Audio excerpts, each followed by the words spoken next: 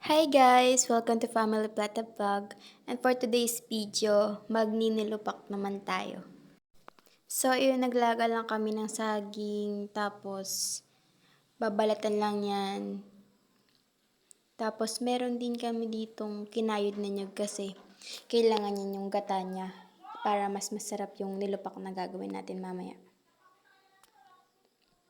Tapos, ayan, lalagay lang sa... Anong tawag dyan? Nakalimutan ko yung tawag dyan, basta yung binabayuhan yun ng ng saging, basta ganun. Tapos ayan, antayin lang natin madurog yung saging. Tapos ayan, ihalo pala yung ng nyog, yung kinaid na nyog, akala kong gata lang. Tapos ayan, ihalo pala yun. Di ko to alam mo. Tapos ayan, halo-halo. Mahirap yan nakakangalay ang gawin. Yung lola ko nga pala yung gumagawa niyan. Actually, wala ako dito nasa school ako, tapos pagdating ko may merienda na, di ba? Sana all.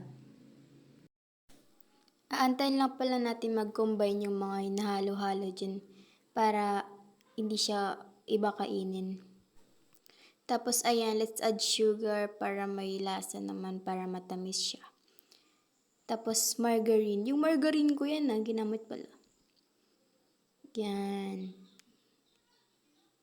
Madali lang yung gawin pero mas masarap yan pag yung may gatas na yung nasa lata, basta gatas. Yan, halo ulit. Halo. And after so many years of paghahalo-halo, ito na ang finished product. Wala man lang ka-plating-plating yung gumawa nito. Sino gumawa nito? Char. Tapos ayan na. Kakain na. Diba? Nagbayo ka lang, may pagkain ka na. Saan ka pa? Sasaging ka na. And that is for today's video. Don't forget to like and subscribe our channel. Huwag mo na rin kalimutan pindutin ang notification button para lagi kang updated sa bago naming videos. Thank you! Bye-bye!